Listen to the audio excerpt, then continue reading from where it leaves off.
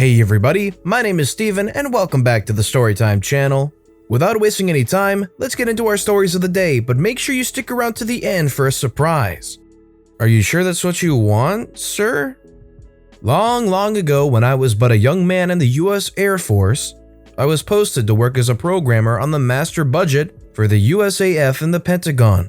That might sound like something, but mostly it was just writing or modifying some old COBOL code to produce reports on things like lubricant expenditures. Still, even using the word lubricants, not exciting. Now, the USAF budget is a big thing. I mean really honking gigantic big. Everything is in there, from gravel to be purchased to sand a driveway and mine it North Dakota, to every nut and bolt and fiddly bit, technical term, to be found in a bomber. The data is encoded not just by item, but by project and also by base, and by category code, and by etc. In other words, there are a whole lot of different ways that you can report on the same data. A lot. One of the banes of my existence during the blissful period of my enslavement to gigantic computing machines was when new budget analysts would come on board and start asking for new ways of looking at the data. This is because there's already a library of 957 bazillion different reports written by our team just to keep idiots like them contented and sleepy. Now, usually we could show the brand spanking new budget analyst an existing report and point out how to find the data he wanted to see. Almost always this pacified them and they did the best thing possible, which is pick up their large daily report and go away. I say almost always because from time to time we would get a dude who would either ask for something no one else had ever asked for, very rarely, or they would insist that an existing report be modified in some stupid way to feature only the data they wanted. Okay, one last explanation. These reports run every day. They are printed out on 14-inch wide green bar fan-fold printer paper. Then they are burst and collated, put on carts, and then delivered upstairs to the hallowed sanctuary of the analysts. They would then look up about 3 lines of data, mark a change, and then dispose of the report for recycling in the pulping shredder.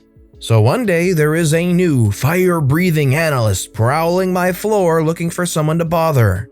It was my turn in the barrel that day, so I took his request. He explains to me that he needs a brand new report written. I nod along.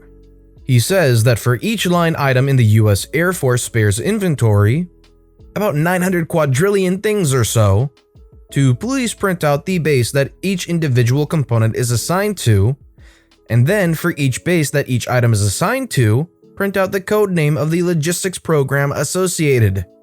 In case my explanation is fuzzy, this is a laughably bad, miserable, terrible, horrible, awful idea. I explained to him that the information he is asking for should be collated in exactly the reverse order. Logistics program by base, then a list of associated items in spares. And it just so happens that we run that report at least once a week. And would he like a copy? Needless to say, he made it apparent that I was an idiot, so I called my boss over. The analyst made his opinion of my boss perfectly clear to my boss. So the division chief was pulled over. Now this is when the beauty of malicious compliance begins.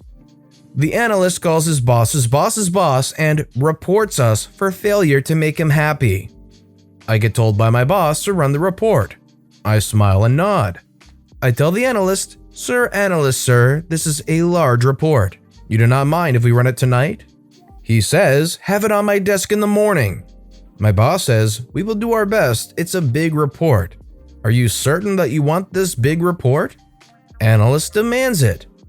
My section head says, great, please put that order in writing, here and copy here. And I'll just note my objections here. Analyst has ignored about 9 million warning signs and agrees. So I sit down at the punch card machine, modify an existing program to remove specific constraints that any god-darned sensible human who has enough sense to keep his wang out of his zipper would not ever remove, and I submit the job to start running on the midnight batch. Usually, all our nightly reports are completed by about 2 a.m. This night, no nightly reports are allowed to run as the machine is busy. All the machine's printers are busy. 2 a.m. comes and goes, 3. Phone starts ringing from the operators in the machine room, screaming like their butts were on fire. No one's reports are running. My boss gets the call at home and tells them to make absolutely certain that job runs to completion. 5 a.m. comes. The report is still running. 6 a.m.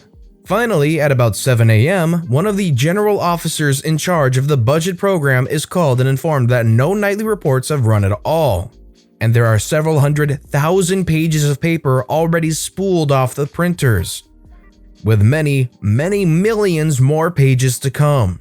Guys from the staff have been running loads of reporting up to one individual analyst's office, and no more will fit, so they are storing it somewhere.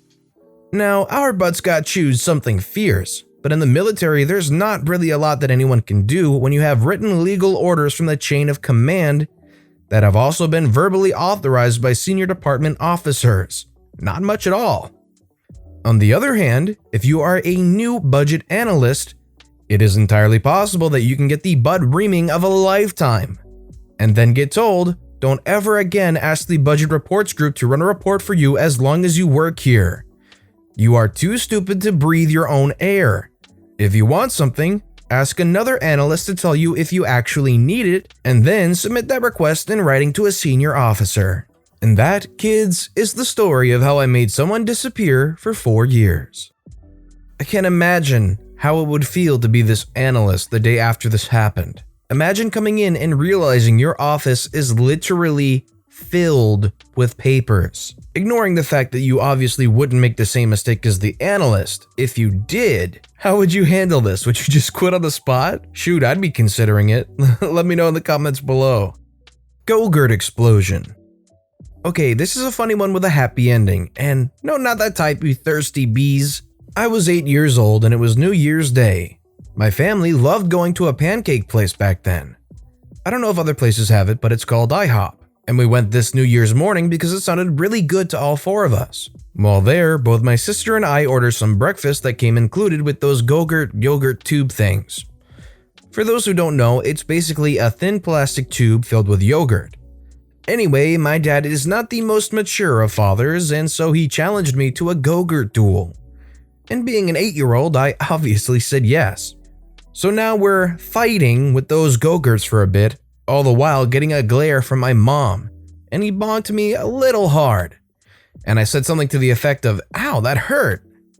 My dad is like, "Sorry, bud," tilts head downwards towards me, "have a free shot on me." So naturally, I did the only sensible thing any 8-year-old with a free shot on their dad would do. I wound up and hit his head as hard as I could. Gogurts aren't in a very thick plastic. It exploded. Everywhere. Obviously, it got on him and I, but it also got all over the wall nearby, our booth, the booth behind us, the people in the booth behind us, the table, and even my mom and sister across the table. My whole family was laughing hysterically. People all around were looking. My dad was apologizing to the people in the booth behind us. I was apologizing to my dad, and then we started cleaning it up with the help of the waitress. We still bring it up now and then because it was hilarious. To some, it might be hilarious, but I feel like if that happened to me, I would look back on that and cringe pretty hard, but that's just my social awareness coming out. But now it's time for a surprise. My friend Adam is going to read a couple of the stories now. If you like him, make sure to check him out after the video. He does fiction stories over on Story Cave, which I'm sure you guys will love. I hope you all enjoy. Hello everyone, I'm Adam, and this first story is, don't get sarcastic with me, because I'll do exactly what you say. I was once a taxi dispatcher. This is the tale of when I was on the receiving end of malicious compliance from a driver who we shall call Bob. Background. We operated in a crappy town where fuel was notoriously expensive, and nowhere more so than the only 24-hour garage. If at all possible, we would give vehicles known to be low on fuel a job going to one of the nearby towns where fuel was much cheaper. If we couldn't, they would be instructed to put £10 in at the expensive garage to keep them going. Drivers were told to tell us when they were low, on the red basically, and to remind us again when the light came on. So, enter Bob, who shouts at me to tell me he needs fuel. I put an F next to his call sign on the book to remind me he needs fuel.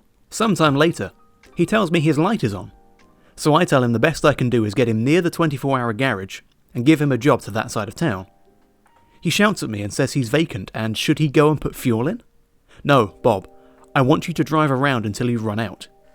I forget about him, and he shouts me he's back in town 10 minutes later. I give him another job and carry on. About half an hour later, Tango 1 to base. Number 24, Bob, thinking he's forgotten the door number. I've broken down, mate. Okay, what's happened? Any warning lights? Nah, it's just died on me, mate. Turns but won't start. Okay, I'll ring the mechanic and get him to come out. Okay, get him to bring some fuel. Cold realization sets in. Bob, have you run out of fuel? Yes. Didn't you put some in? No, you told me to keep driving until I ran out, so I did. This second story is, don't listen to us. Have your own rules used against you.